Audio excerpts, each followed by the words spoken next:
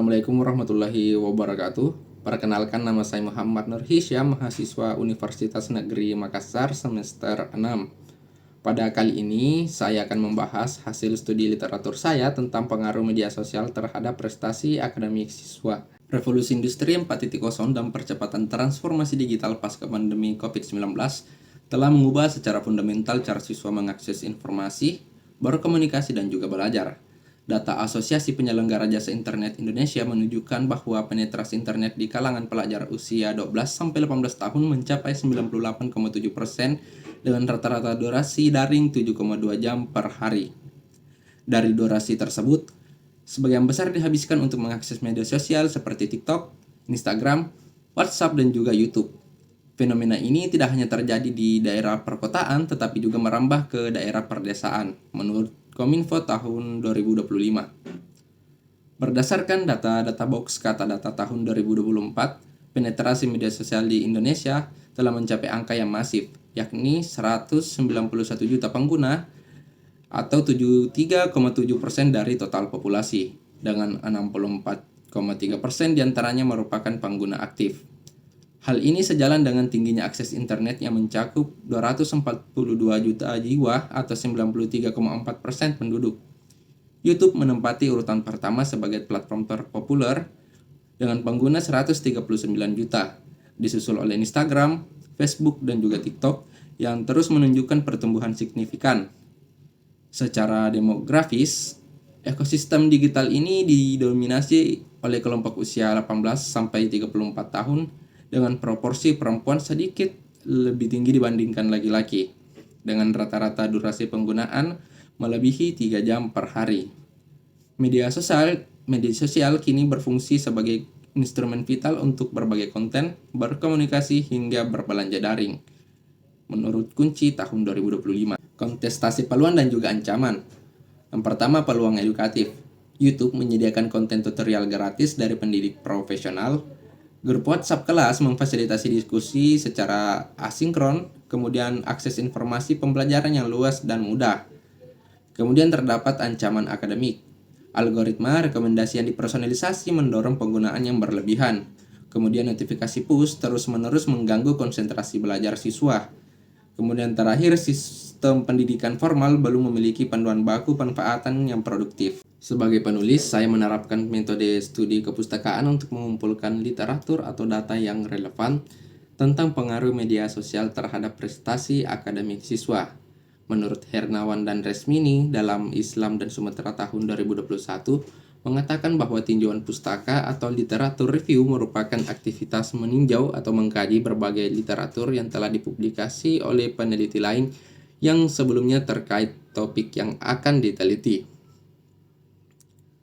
Sumber data yang digunakan berupa jurnal ilmiah 5 tahun ke belakang, dan penelitian ini juga menggunakan berbagai sumber termasuk artikel atau berita dari internet untuk memperkaya analisis dan memberikan perspektif yang lebih luas terhadap topik yang dikaji. Penelitian kepustakaan yang kami lakukan tidak terjun ke lapangan secara langsung karena data yang diperoleh berdasarkan dari sumber pustaka berupa artikel jurnal ilmiah dan sumber yang lain yang kemudian dibahas, dicatat, dan dianalisis. Peneliti mencari data kepustakaan tentang pengaruh media sosial terhadap prestasi akademik siswa. Adapun contoh ringkasan temuan penelitian dari Nadifa Putri Ananda tahun 2024 menggunakan sampel siswa SD dengan metode kualitatif studi kasus. Hasil utamanya adalah meningkatkan partisipasi namun menimbulkan gangguan fokus. Jadi perlu kerjasama sekolah dan juga orang tua dan siswa. Kemudian dari Garungan dan Tatuhe tahun 2023 dengan sampel 75 siswa SMP dengan metode deskriptif korelasional. Hasilnya hubungan signifikan namun lemah. Media sosial dapat berpengaruh positif maupun negatif. Dari Asyari dan Miranisa tahun 2022 menggunakan 75 siswa madrasah aliyah dengan metode kuantitatif korelasional. Hasilnya TikTok berpengaruh positif signifikan terhadap minat belajar dengan kontribusi 34%. Agustia dan kawan-kawan tahun 2020 dengan sampel siswa metode kuantitatif SPSS, hasilnya penggunaan berlebihan berdampak negatif tinggi terhadap perilaku dan hasil belajar.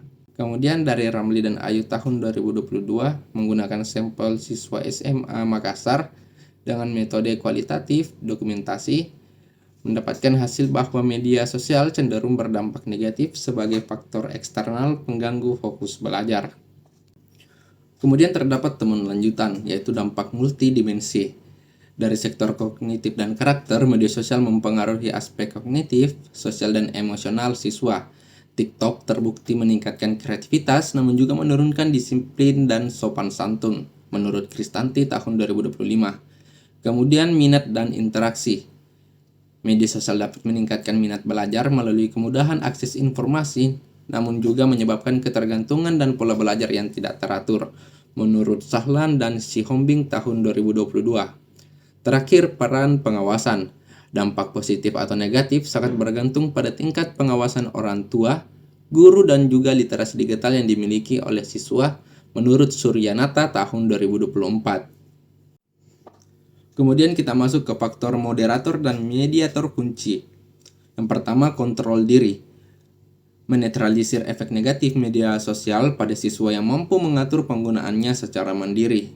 Kemudian literasi digital. Literasi digital tinggi terbukti mampu meniadakan pengaruh negatif media sosial. Kemudian terdapat dukungan orang tua.